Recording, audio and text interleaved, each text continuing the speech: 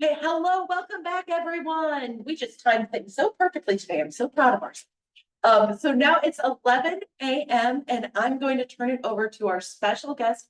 I'm very excited to have her join us today. This is Kelly Jensen, and I'll let her tell a bit about herself and start her presentation. Thank you so much, Kelly. Thank you so much for having me, and thank you for everybody who is joining today. I'm going to preface this by saying I will probably not get through everything. As I started to put my presentation together, it was bordering on 50, 55 slides.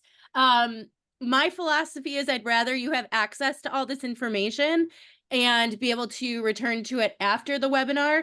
So you have access to these slides. I've got a short URL here for you, and you'll be able to access it through IHLS. They have all the slides.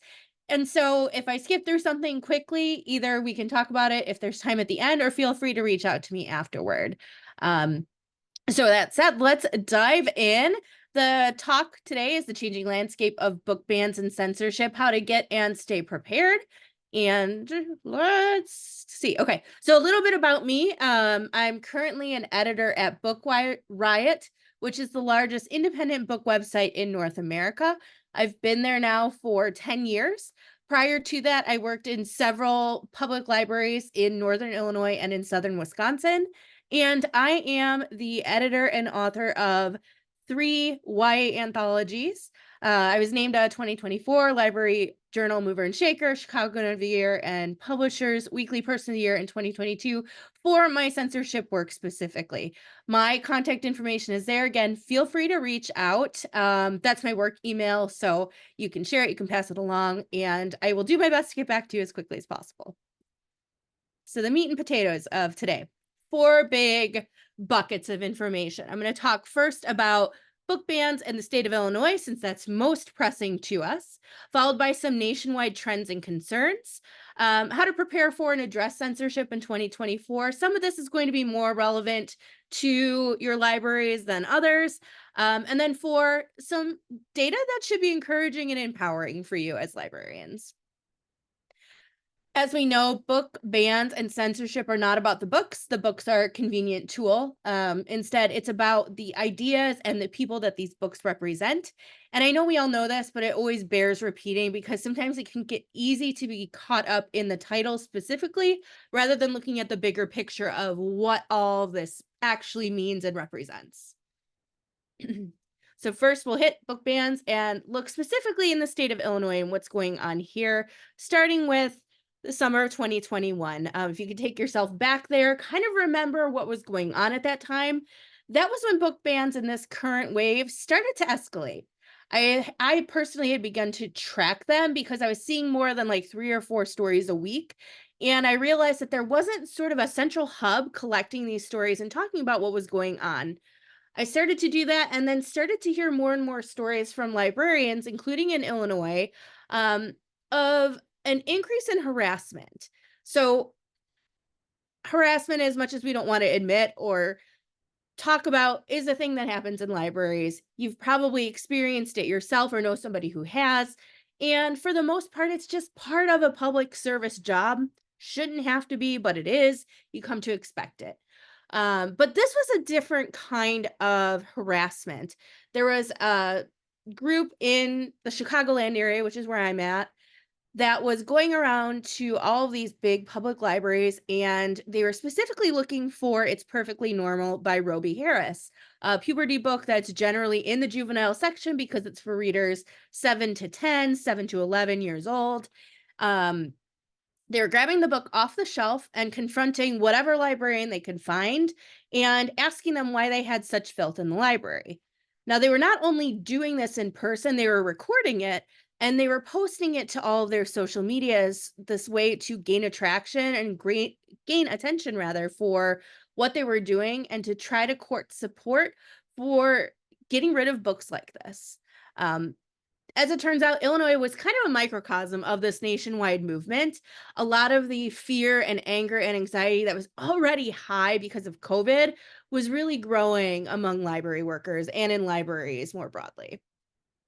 So like I said, it was really this It's Perfectly Normal moment that strikes me as when things really took off. It had been happening, but this was kind of a moment where, because there was so much use of social media and so many viral videos about people speaking up and pushing back against libraries and schools and what had always been there in terms of books that were available in classrooms or on library shelves, this was a turning point with all of that. Of course, Illinois also became a leader, though, in banning book bans.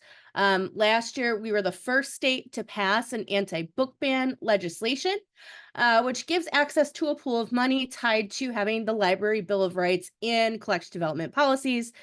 And the thing that I think is most important is that this was a real acknowledgement by a state government that there is something going on. Even before the bill passed, our governor was talking about book bans happening both nationwide and in the state in a way that other politicians were not doing yet. Um, and there's a lot of credit to be given for that, which I'm going to talk about in a moment. But it's also a reminder that we have been leaders, not necessarily in book bans, but in seeing that they're happening, addressing that they're happening, and trying to do something about it. The bill, of course, is good, in that it gives librarians the power to protect their patrons and collections. And it really sets a precedent for how libraries statewide operate. The goal, of course, is that every library has these protections in their collection policies. So everybody is operating pretty much the same in terms of access for patrons. Um, the law really did unearth some substandard practices that were happening statewide. We'll get to that in a second. And so those are all on the good side. This is a strong first bill. On the other side, there's still ways book banners can ban books in the state. And I don't think anybody would deny that they're finding new ways to do this that are beyond what we might find in a Bill of Rights or a collection development policy, like information about intellectual freedom. Likewise, it doesn't address some of the other issues in Illinois that exist, particularly for rural libraries, not having a lot of funding to start with, not having a lot of staff to start with, that makes implementing something like a new policy time consuming and challenging for what is a relatively small amount of budget money. So before I hopped on last night, I was going through my slides again, and I was going to talk very briefly about Metropolis Public Library and realize that it's part of your library system. So I'm not going to go into too much detail here because you're probably pretty familiar. But one of the things that this anti-book ban bill did is really unearth some issues going on in this particular library that have been happening for years. I love to point to this as an example of where library board was really effective at protecting the library and working to ensure that patrons had access to the materials that their tax money paid for. So this policy, yes, was about collection development, about collection maintenance, about intellectual freedom, but because it forced some libraries to finally revisit collection policies that they hadn't in a while, they found other problems that helped strengthen their library. So there's another bill that's still active in the state. It's House Bill 4567, and it specifically addresses the rise in violent crimes and violent threats toward library workers. So you may remember last summer and last fall, there was just numerous bomb threats going on in the Chicago suburban libraries, many of which were documented and talked about, many of which weren't. They happen here, again, microcosm. They also happen elsewhere in the country. Minnesota dealt with several of them. The Denver area, a bunch of their suburban libraries dealt with the same issue. But in Illinois, there is a new law that amends the criminal code to include library workers being threatened or harassed as falling under disorderly conduct. As of June 14th, which is the last time that they filed any sort of information about this bill, it's still in the Senate after passing the House. So it's hard to say what will happen with this one, but even if it doesn't pass this legislative season, I have a feeling it will show up again next legislative session. And so taken as a whole, what we can see here in Illinois is that speaking up makes a difference. The reason that this bomb threat changed the criminal code to include librarians happened is because people spoke up. The reason that we have an anti-book ban bill is because people spoke up. Library workers, Illinois Library Association, everybody got into the ears of the Secretary of State, our state librarian, and got in touch with people working in Springfield to ensure that issues impacting libraries in Illinois were being addressed. And so that's something that we should be really happy about and continue to take advantage of. I know that every time librarians have had the chance to meet with our Secretary of State to talk about these bills, they have pushed something else or shared more concerns. And that's a great thing. We should continue to do it while we can do it because we have support on our side here. That said, there's still some challenges that have popped up in Illinois, particularly ones that don't fall under the neat, like Library Bill of Rights portion of the anti-book ban bill. One example is in Milburn School District, which is a school district on the Illinois-Wisconsin border. In March 2024, the school board decided that they were going to end the Rebecca Caudle Awards. And the reason that they were going to do this is because one board member was very outspoken about how he felt the books were left-leaning indoctrination. His child had borrowed one book from the previous year's Rebecca Caudle Awards, and this adult didn't read it, but found himself very offended because it was about anti-racism. So this comes up at the board meeting. Several board members agree, and they cancel the program altogether. Word gets out really quickly about this decision. And again, on the ground advocates were speaking out to everyone possible. Stories were getting published locally and nationally. And then organizers from the community and just beyond the community in Illinois planned how they would talk to the board and approach this issue with them to get it addressed. Next board meeting rolls around. Letters, phone calls, and showing up to the board help them overturn this decision. We know the decision shouldn't have happened in the first place, but it did. People stepped in, they spoke up, and it was overturned. So they've got the Rebecca Caudle Awards back in place. In this particular school district, the librarians were very active in talking with the board about what was going on, explaining how the program worked, and really pushing back with some of this rhetoric coming up from, it was one specific member of the board who had some sympathetic additional board members there. Some other stuff in Illinois. Just recently in Orion, Illinois, which is in Western Illinois, a superintendent banned the use of Fun Home in a senior level English class that was a dual credit course with a local community college. And the reason given was content. So those students don't have access to that book anymore in that program. Another example is See You at the Library. So last year, Brave Books and Kirk Cameron put together a series of readings of Brave book titles in public libraries across the country. They were doing this as sort of a way to push back against what they called, indoctrination and grooming in the public libraries. And they used the public library rooms to do this. Now, they're within their right to do that. We all know that, unless it's in your policy that states groups like that can't use community rooms, they can. The challenge is ensuring that your library is safe during those events and that your librarians know what's going on, because some of the people who attend these things and coordinate these things are very eager to make enemies out of librarians. Of course, we have quiet, silent, or self-censorship. This is when books just disappear or never show up at all because of fear or disagreement with what's in the book. And then there's media silence. Even here in the Chicagoland area where we have more newspapers, the silence around book censorship and censorship more broadly and conversations about libraries and the challenges they're dealing with, we pretty much don't see it.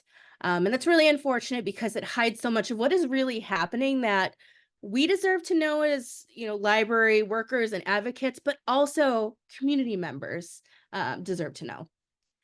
That said, Illinois is in a much better place than most other states in the country. So again, the credit to that goes to everybody who's been working hard to speak up and share their experiences.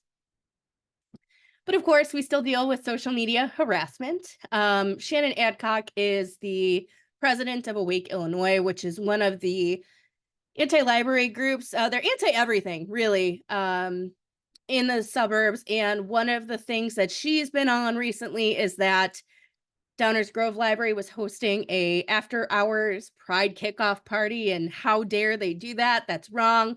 Libraries have always done after-hours events with young people. They require parental permission. Like, this is a dog whistle to get people mad about the library on issues that are not new or particularly interesting.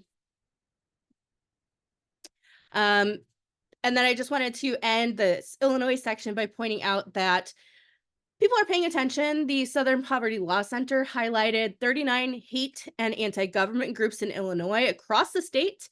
And among them are several chapters of Moms for Liberty, as well as Awake Illinois. And then a number of other groups that are more central and southern Illinois that I'm a little less familiar with.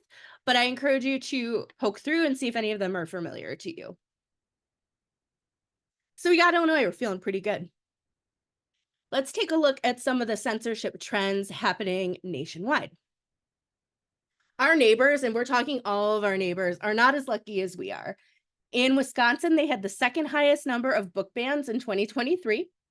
There's quite a bit of denial about what's happening in Wisconsin by professionals in libraries, and I don't and can't figure out why.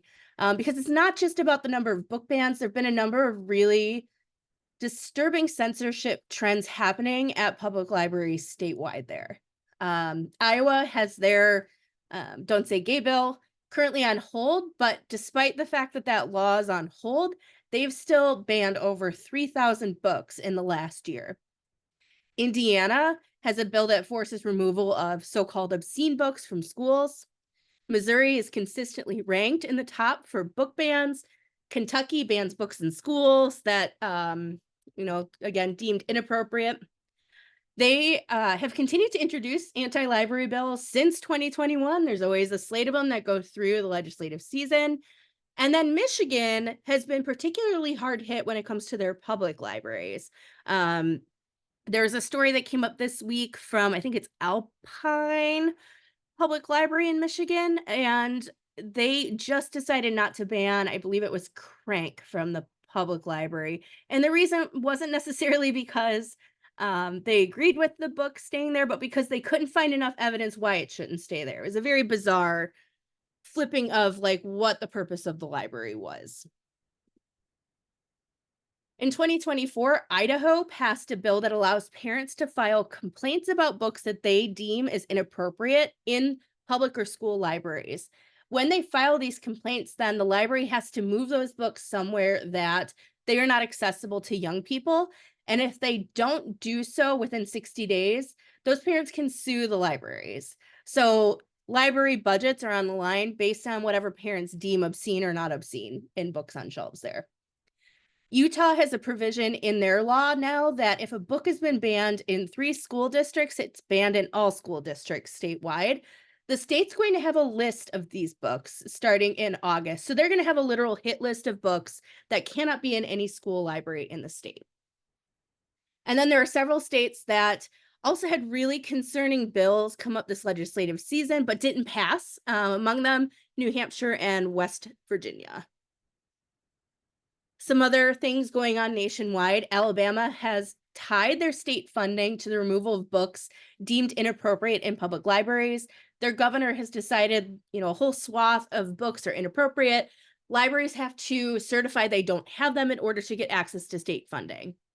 The Texas Reader Act is one you might be familiar with, and it's currently in the circuit court system and on hold right now. But if it passes, if it goes through the court and it is seen as constitutional, hundreds and hundreds and hundreds of books will be removed from school libraries statewide. And then finally, South Carolina has 2 disturbing bills going through right now. The first is one that impacts school libraries. And any book with any kind of sexual reference would be pulled. And then the second is a provision in their state budget that says all public libraries have to certify they don't have obscene materials in their collection through the state library in order to get their funding. The state library has nothing to do with collection development policies at the libraries, but now the state is putting them in charge of being the overseers of policies that happen at the county level. It's a really interesting and disturbing bill, and it goes both for the public libraries and the school libraries. There are two big buckets of bills that kind of emerged in the last 6 months. And the first is bills to criminalize librarians. Several states, you can read here, I'm not going to read them to you, tried to make it so that provisions in law that protected libraries from so-called obscenity laws, those librarians wouldn't be criminalized. They would not be committing a crime if there were these books in the collection. We know these books don't exist. This is just a way to create power and to have a chilling effect on library workers. And yet it was pretty prolific nationwide, trying to do this. And it sends a message not only to the library workers in those states, but to librarians nationwide. And then the second bucket of legislation that was really active this year was related to banning participation in the American Library Association. So we can all say, one way to destroy a profession is to delegitimize its professional association. That's where you come together, you figure out what the ethics and values and meaning of your profession is. And so when states and municipalities try to make it illegal to join those organizations, what they're saying is they're trying to outlaw this profession, period. Several anti-book ban bills passed too. So this is a real ray of light. Colorado requires that now all challenges need to be publicly made available. And in addition to that, we have to know the names of the challengers. So there will be a list of book challenges statewide in Colorado and who challenged them and what the outcomes were, which is incredible. That is great record keeping and really good transparency for everybody who cares about libraries. Maryland is requiring better collection management policies. Minnesota doing something similar to Colorado in requiring a transparency when it comes to the books that are being challenged. California has banned its school boards from banning books. Washington, same thing. School boards can't initiate or create policies that encourage book banning. And then Vermont is maybe one of the most interesting ones, in my opinion, in that they passed like a beautiful suite of laws, really protecting libraries statewide, and really solidifying that librarians are professionals in the state. This bill came to pass because of work that the librarians in the state did to build this overview of the strengths and weaknesses and the challenges that they are seeing across the state, and then use that to propose policy. This one, if you spend any time with any of these learning more, I recommend looking into the Vermont one. And as I'm giving this presentation, California, New Jersey, and Massachusetts also have anti-book ban bills that are still in play this season. So we might see more. Several other states that considered anti-book ban bills that didn't pass were Connecticut, Delaware, Kansas, Missouri, New Mexico, Oregon, and Wisconsin. Most of those didn't pass, not because there wasn't interest, but because they didn't get on the dockets or the agendas in time, which means we might see them show up again in the next legislative session. Virginia passed an anti-book ban bill in both chambers of the legislature, but the governor did not sign it, so it did not go into law.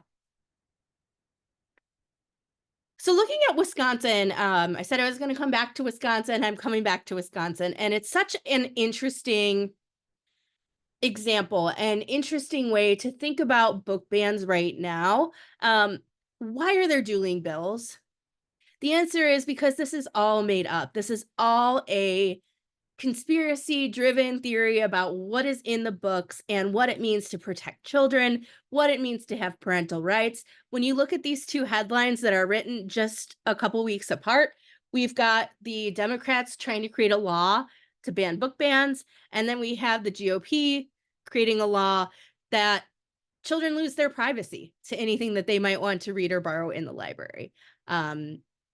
It's a very interesting and complex dynamic, but when you read the headlines and you read these stories, it makes you sit and pause and go, why are we doing this? This doesn't make any sense. There's nothing wrong here. We know that. And yet lawmakers think that they need to take this role of being in charge of libraries when we have professionals who know how to do this job. So I talked in the Illinois section about what we might expect to see next when it comes to challenges in Illinois. Here's what we can look and expect to see more broadly nationwide, things that have happened now and things that are going to continue to happen. The first being book fairs will continue to be targets. This has been going on since 2001, but it has been rising in the last year or so. And in particular, we're seeing alternates to scholastic book fairs being proposed. One of them is Skytree Book Fairs, and they are from Brave Books, the publisher who was previously mentioned for having these library events. The second is we're going to see more attacks in higher education.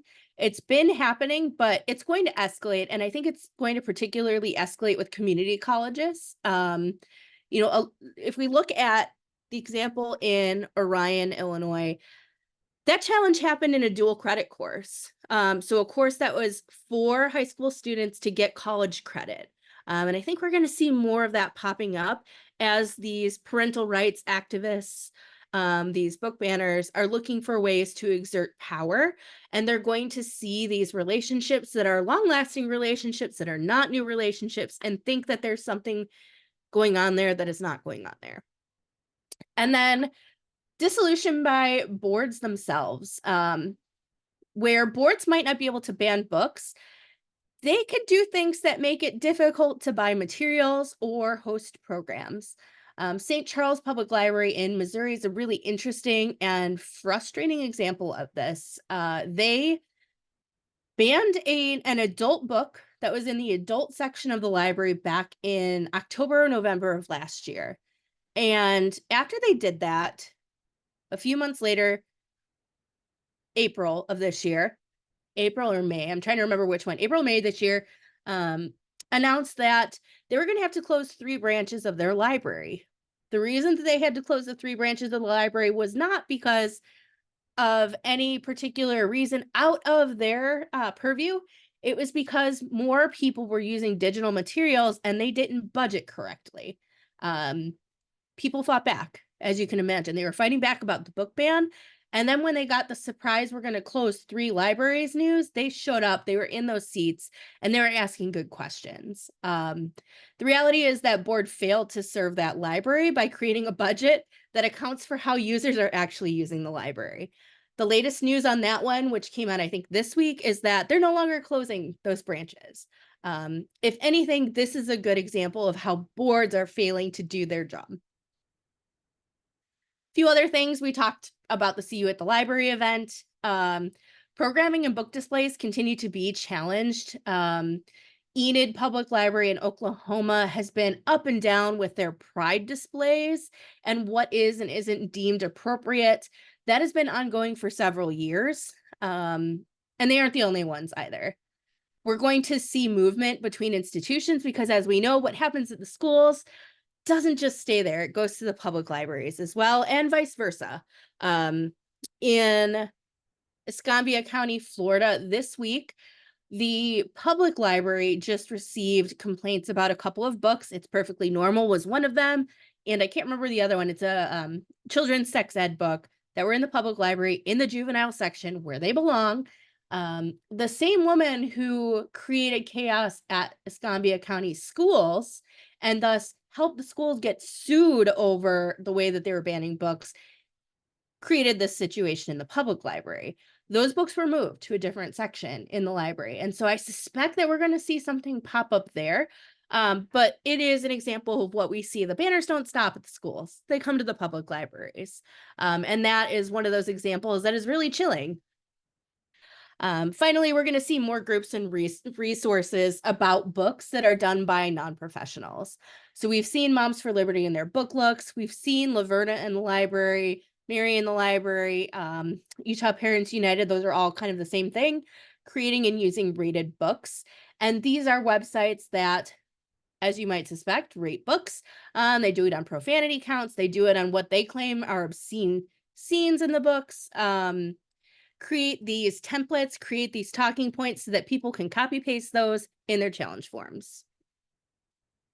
One of the new ones that just popped up, I can't remember the name of this one. I think it's linked here. Yeah, Cash Lighthouse is what it's called. They're a new one, and one of the things that they're doing in their rating system is counting how many books have been challenged and in how many schools in Utah so that they could submit titles to the state to get removed statewide. In terms of where we're at, because we are in a good position, we need to really take advantage of being in that good position. So keep voting, keep writing and showing up to your school board and your library board meetings. Stay on top of the news that's happening, because if you see something strange happening somewhere else, it might get tried here. And the more we're aware of that, the more we're able to take action ahead of it. Write your representatives, write boards and representatives in other states where there are situations going on that you can lend some expertise or some insight. And of course, amplify any calls for help you might hear or receive. So we've talked about the news side of things and the story side of things. I'm going to transition now to talking about addressing censorship, writing good, strong collection development policies, and then the mental health load of all of this. So first, one of the best ways to protect your collection and to tamp down on book bans is to have strong collection policies. They protect you as a professional and they protect your patrons. They protect the First Amendment rights of everybody within the library ecosystem, and they provide a formal, uniform manner for addressing complaints. Collection policies are a great way to ensure that everybody from the page who's putting books away to the director of the library answers these challenges in the same way and knows who the point people are start to finish. Book banners are taking advantage of bad policy here. And we know most of the book bans in schools happen because those in charge of following the policy are ignoring their policy. So the more you update it, the more you're familiar with it, the more you're able to be consistent with it. So what belongs in a collection development policy? It's one, or you can have several, or you can have one large one with several components to it that define what is in your collection, how those materials are selected, why those materials are selected, and how patrons can participate in the process. You're going to list your selection tools here, best practices, and your goals and your philosophies as a library. You want to articulate here using kind of the same words that are used to push back against what's in a library. Tie into topics of liberty and justice and freedom, aka your First Amendment rights. Include in those policies how staff respond to complaints and how staff concerns are addressed, because it's not just people from the outside, it's not just patrons who are complaining about material, feel uncomfortable with material. Sometimes it's people on staff as well. Be transparent and clear about the entire process. The more open you are, the less you have to hide, or the less it's perceived you have to hide too.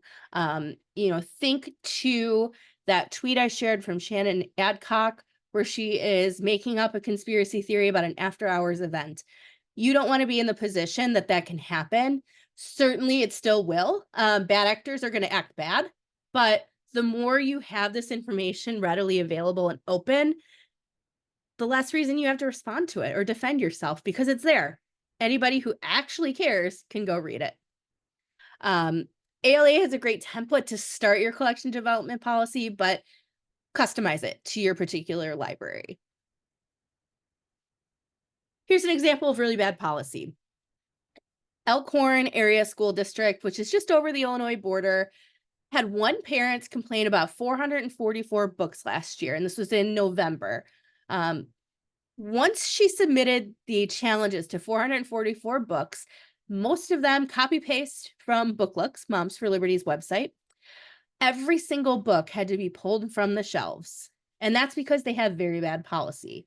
The policy had been updated in November 2022, around the time some new board members showed up.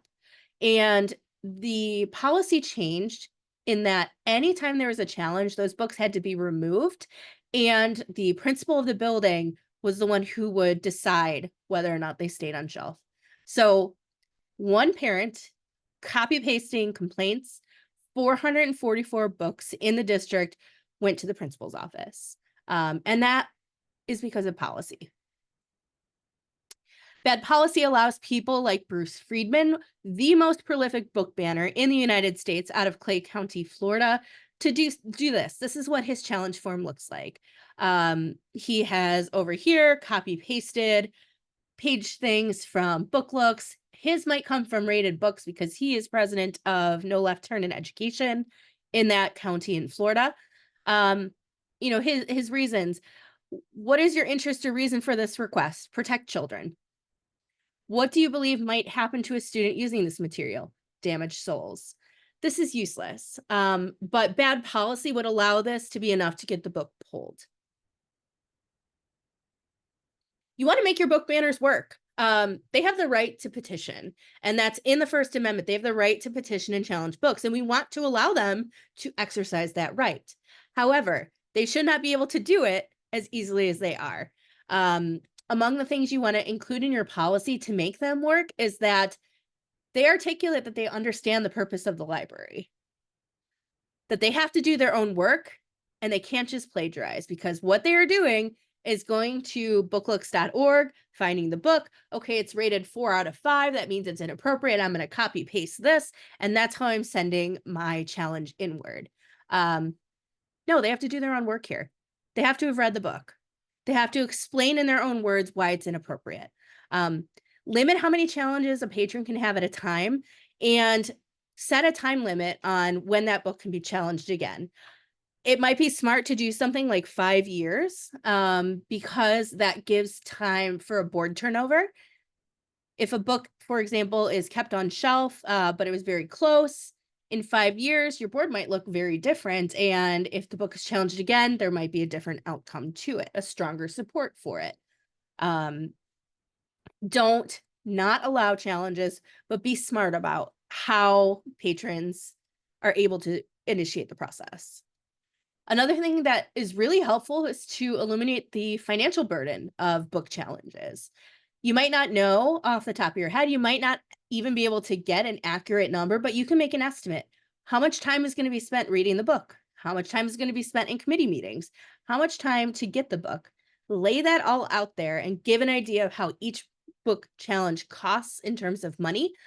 Because one of the things that comes up with book banners is that it's this desire to talk about how public institutions like schools and libraries don't use tax money well.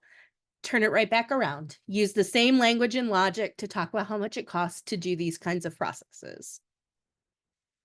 I'm not going to read through all of this. You can, again, access this, but in your challenge forms, add some extra stuff, extra steps, extra questions that patrons have to add to answer so that they aren't just copy pasting.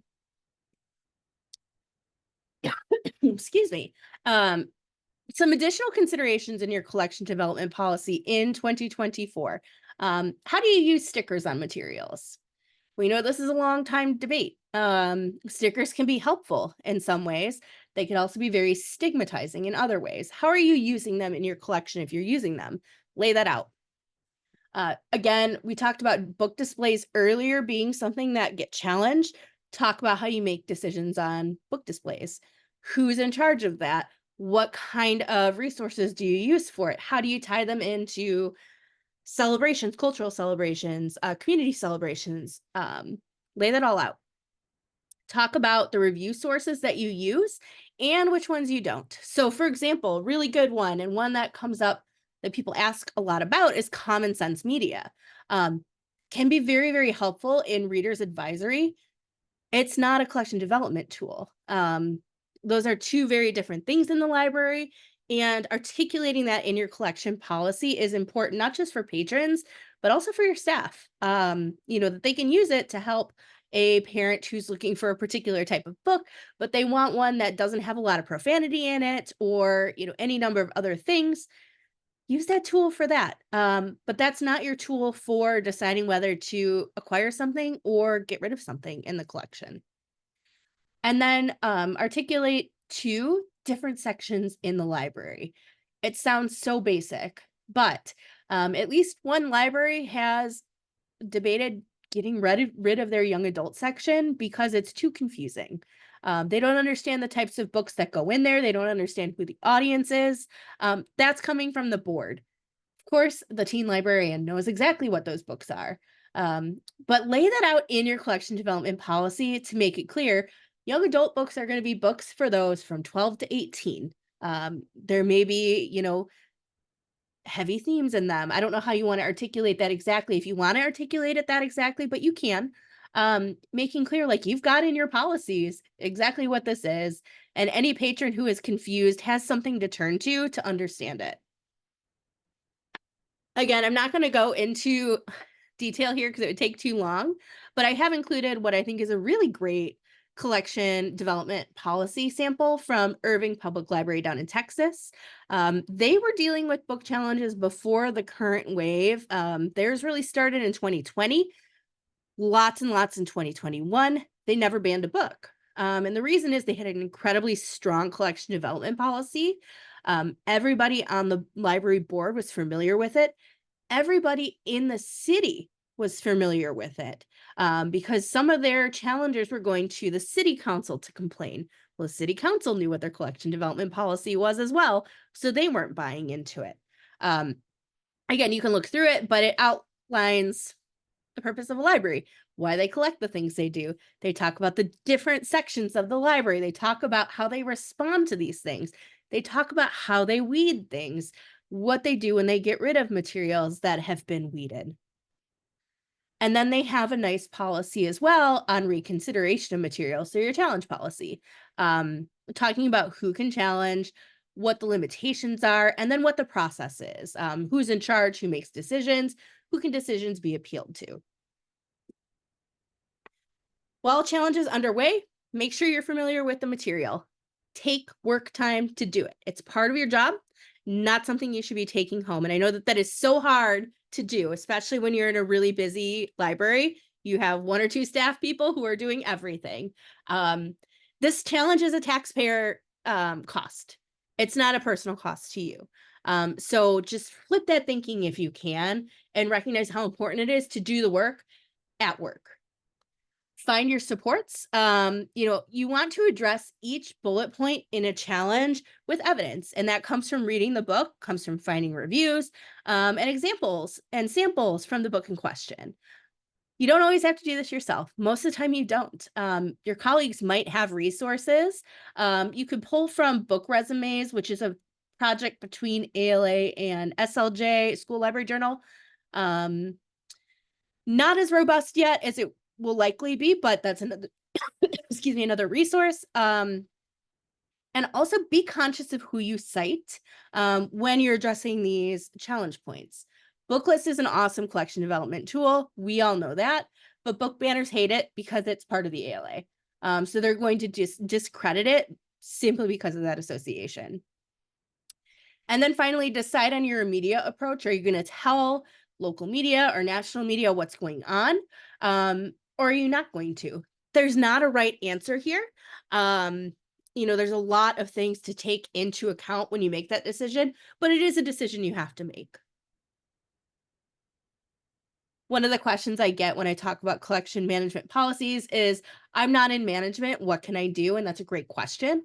The answer is continue to push. Everybody knows the policies. Continue to push that they are regularly updated. Reference the policies anytime something weird comes up. And then ensure consistent responses across departments. Talk about the policy. You work in the teen department, somebody from the children's department has a question, say, let's look at the policy together and see what it says. Maybe you find a gaping hole in there. That's a moment where you can go to your manager and say, hey, we were trying to solve this problem. We couldn't find a solution. Maybe this is something we work through in a policy. And of course, don't forget every challenge is different, but a unified response helps ensure the protection of everybody. document everything. Even if it seems small, even if it seems like it's nothing, having a record is really important because it can maybe make sense of if you're getting weird phone calls or there are books that tend to go missing. You might have a paper trail to kind of help you understand when it originated and who might be behind it. Um, and of course, do not self censor, quiet censor, soft censor, whatever word you want to use there. One of the things that happens is that when a challenge comes up or when there is a climate where challenges are common, where book bans are common, where an entire profession is being attacked in the media, being attacked by bad actors, you are not operating from your best mental state. And we're going to talk about that in a minute. You are operating from fight or flight.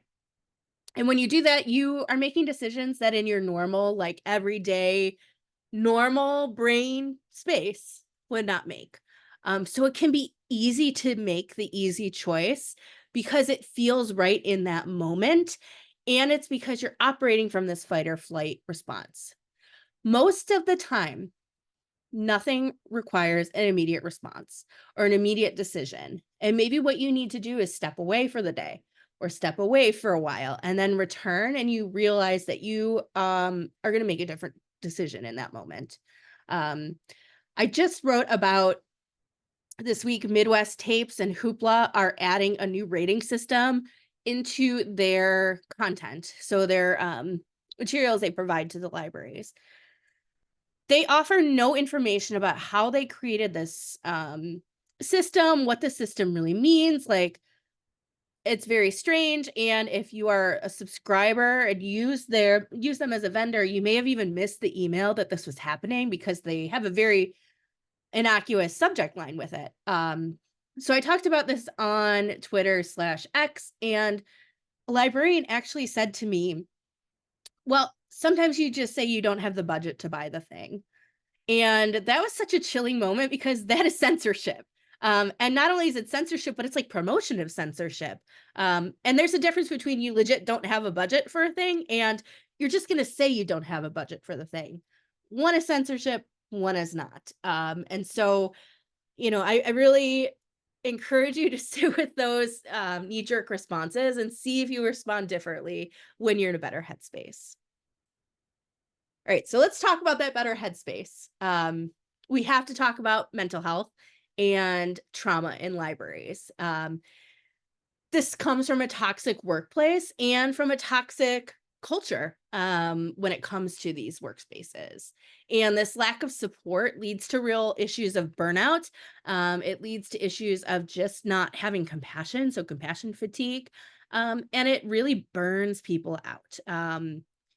When you are operating from a place of fight or flight all the time, you are just tired. You are just exhausted and you are not the best you can be. And in a lot of ways, you know that already, but it's very difficult to articulate. And in a field like libraries, where we really want to be more representative of the diversity of our world, we lose people who are vital because of the trauma and the burnout and the vicarious trauma that comes in librarianship. Um, Obviously, we only have a few minutes left, so this is going to be very sorry, I've got a timer that I don't want to go off as I'm talking, but this is going to be very Cliff's Notes. But I did put together a huge toolkit for mitigating trauma in the library that I encourage you to pull through and see if anything is helpful there for you. And again, that's linked here. You'll have access to all of this. When we talk about trauma, we're talking about big T trauma. We're talking about compassion fatigue. So that is when, you are working in a library and you're seeing the public, and the public is everybody. Librarians are compassionate people. We want to help people, care deeply about people. But because of what is going on, all of these stresses around the field, stresses in your personal life on top of that, it can be easy to burn out on that compassion. And it doesn't mean you're a bad person, doesn't mean you're evil or that you don't belong in the field or that you hate people. You are just fatigued, and it's hard to approach yet another person with needs in the same way that you always have. Again, I talked about burnout earlier. Vicarious trauma. This is you have a patron come in and they are experiencing trauma of some sort, and it just kind of lingers on you. You have those interactions where you just feel the residual effects of other people's trauma. Normal response, normal compassionate response, but it builds up. Um, Finally, we have overt and casual cruelty. We all know what that means. But again, working in a public space exposes you to so much of that, intentional or not. And in a culture where libraries and librarians and educators are under such fire, it builds. And of course, all of these things impact creating these inclusive, safe spaces for all, including your staff members. If you're a manager, something to consider and think about when it comes to mental health is building a parachute policy. This is something we have at Book Riot, and I think it is such a phenomenal policy that I have been advocating for it anywhere. And when I talk about this, I really emphasize that you have to make it work for your institution, particularly if you have a small institution. It's going to look different. But the parachute policy is essentially that if something is going on, if there is some kind of cultural event or local event that is making it difficult for somebody to do their job because their mental health is at stake, let them escape for a bit.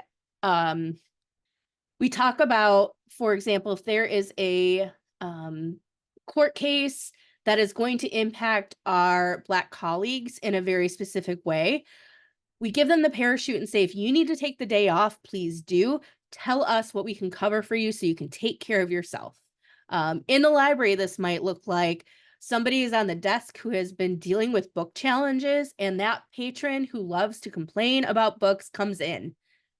That person sitting at the desk sends a note to their manager and says, they're here, I can't be here, and they're allowed to either work remote or head home early in the day, or even go work off desk for a while so that they can get rid of that triggering interaction, and that space where they are not going to be their best selves. You want to diffuse, fight, flight, freeze however you can. I'm not going to read all of these, but there are a lot of ways to do this, and often it can be done in 5 to 15 minutes. Cumulative trauma is going to take longer to diffuse, and that's where a policy like the parachute policy can be really, really helpful. Protect yourself in the best way that you can. Any information that you would not want posted on a billboard, do not share in any way that could be FOIA'd. So not your city email address. You want to protect yourself because the people who are attacking libraries are going to pull any and everything out of context that they can to prove their point. I said this before, I'll emphasize it again. Almost nothing requires an immediate response. Taking that time to diffuse that fight or flight is going to help you so much. Don't let this false sense of urgency guide you into making a choice that you would otherwise not make. And then there are tons of ways to safeguard all of your personal information, including doing like a privacy check. And I've got a link here to one that I particularly like that walks you through all these websites that you can go to and make sure that your personal information is not easily accessible. Know who speaks for you, your boards, both where you live and where you work. Vote in your elections.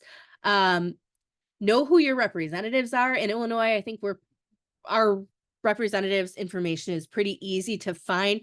Our state legislation does a good job of having information easy to find and search. Keep tabs on that stuff. Sign up for your legislators' newsletter. Stay abreast of what they are doing in terms of committee work, in terms of bills, and write them. Write them all the time. Find your supporters and encourage them. I love what this library does. This is Wood Library. They're in New York. They have right on their website a place that any patron can just speak up for the library. They say, here's where you can email editorials to the local newspaper. So easy and yet so powerful. And this can be a great tool to engage your power users. Tap them and say, hey, did you like this program that we did? Hey, are you happy with the library? Consider sending a letter. Your power users are going to be happy to do this for you. And when you talk about writing to the board, if you talk with your patrons, Remind them that they can say positive things, that it doesn't need to be long or in-depth. They borrowed books from a pride display. Ask them to send a letter to your board and just say that they love the pride display you made. I recently wrote a letter to my city council about, we have a big pride event here. And I just talked about how great it was. And more than one counselor emailed me back to say, we don't get nice letters. So this was very refreshing. I think about that. And I think that that has such a huge impact in libraries specifically. That stuff goes in the board packets. That stuff's on the public record. If you can get your patrons saying great things, that's going to help you. And then really, really quick, we're going to do this. We're going to get through all these slides. Some data that will empower and encourage you. Excuse me. 95% of parents believe every school should have a school librarian. 93% of parents believe their child is safe using a school library. 90% of parents, 90%, 9 out of every 10, feel comfortable allowing their children to select their own material from the library. 85% of parents are satisfied with the work librarians do. Somewhere between 80 and 92% of parents trust librarians to select appropriate materials for the school or public library. We have a range there. All this data comes from a series of surveys that Book Riot and every library did last fall, looking at public perceptions of public libraries, public perceptions of school libraries, and public perceptions of librarians as a profession. So when you see like 80 to 92%, it's because the different surveys had different numbers. 82% of parents trust librarians to recommend age and content appropriate books and materials. 77% of parents believe librarians make library a place for fun and creativity. 77% of parents believe librarians are friendly and approachable. 74% of parents agree or somewhat agree that book bans infringe on their rights as parents. And maybe the most important statistic you can take away from this, school and public librarians both, so as separate professions, school librarians and public librarians, are ranked in the top 5 most trustworthy professions alongside doctors, nurses, and teachers. And that is really flippin' impressive. For all of the rhetoric we're hearing, for all that we're seeing and experiencing, this is proof that it is a very small group of people who are pushing back. They are well-funded and well-connected, but they are small. They do not represent the vast majority of people who are using libraries, who are loving libraries, and who trust you as professionals. And I like to always end with this. Book bans aren't good. We don't want to celebrate them. But they have really offered something to librarianship that the time and effort has not been there for. And that's how to adequately care for, support, and accommodate the mental health and safety needs of its most valuable asset, which is you, its library workers. And with that, we have reached the end of the presentation with 3 minutes to spare, but I am so happy to answer any questions you might have. And if it goes over past noon, that's okay with me too. Excellent. Thank you so much, Kelly. Yeah, we'll give people a moment if they have any questions. I will ask. Yeah, we do have one here in the room. Hey, so I was watching a program a couple years ago, and they were talking about book bans in schools specifically, and they were saying that, well, you know, the individuals may not have this goal. A lot of groups behind them sort of have the goal of delegitimizing public schools, defunding them, and eventually like removing access to secular education. Yep. You say that you find that's true too for library, like public library challenges, where they're trying to delegitimize and eventually end public libraries, state-funded public libraries, or like secular public libraries? I think so. That's a really great question, because one of the very first things I was saying when this started to really kick off in summer 2021 was that this is about defunding public institutions. These groups who are working to delegitimize public education and public libraries are doing so because they have a capitalist reason behind it. They want to create more money. If they can get rid of public libraries, they can create private libraries, and they can make money doing that.